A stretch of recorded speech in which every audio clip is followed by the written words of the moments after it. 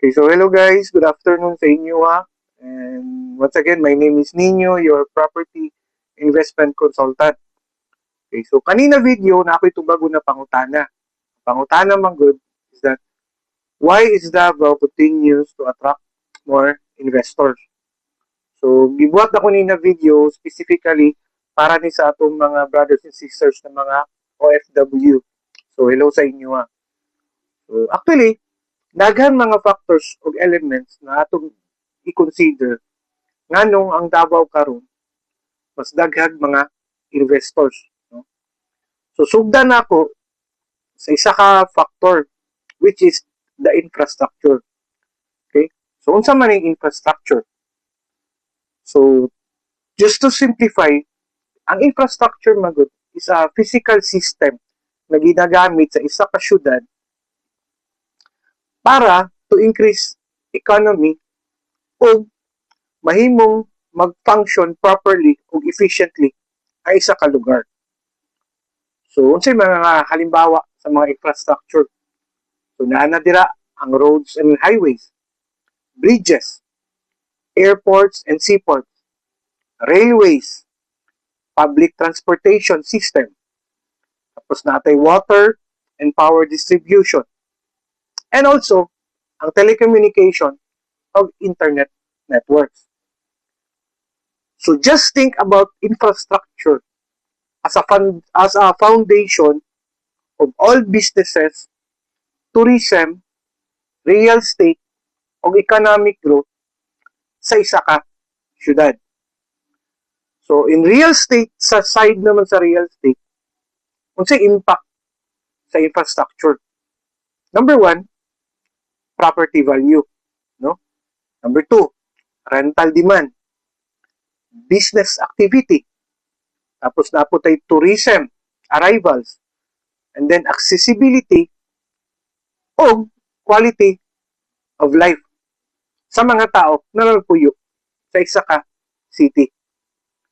So historically, katong mga areas na daghan og infrastructure, no, ang value sa property mutaas as compare magud katong sa mga medyo isolated pa na mga lugar na wala pa kaayo gina-build ng mga infrastructure. Okay? So karon for OFW, unsay advantage magud ani? So kung ang goal nimo is rental income, dapat nimo makita, for example, condo development near universities, airport accessibility, no? Importante ang location. Then tourism oriented projects like hospitality development. And of course, like I said, hotel management investment properties. So this will benefit directly from increasing visitors traffic. Karon, kung imong goal is capital appreciation, you have to consider and focus on areas where Samal Bridge, Davao Bypass Road, katong Coastal Road expansion, and then future transport hubs. So this location may experience stronger and long-term appreciation. Now, if your goal is retirement, so infrastructure, it improves, number one, healthcare access, travel convenience, shopping and commercial services, and as well as overall quality of life. So many returning OFWs, akong mga naibalaan, they prioritize these factors when choosing where to settle. So to sum up with, this is the bigger picture. Ang Davao City manggod sa una, i-consider lang as a regional center, no?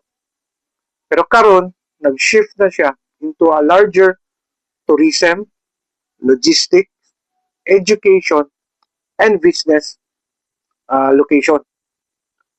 So the combination, for example, just imagine, i-combine nimo Samal Bridge, Bypass Road, Coastal Road, and then the airport expansion, and also the public transportation system. So it will create network effect, which each project strengthens the value of the property. This one, this is one of the many reasons many analysts and investors see Davao as one of the most promising long-term property markets in Mindanao. So for OFW, ang question karon is, it is not about how Davao will grow, no, its economy in terms of by the help of the infrastructure. Ang question mo karon is, talusa man ka mag-invest o magpalit og property diri sa Davao habang naapatay mga future projects o habang barato pa ang mga property. Okay? So that's questions to ponder.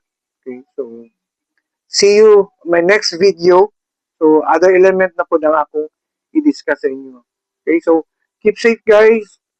God bless sa inyo. Peace.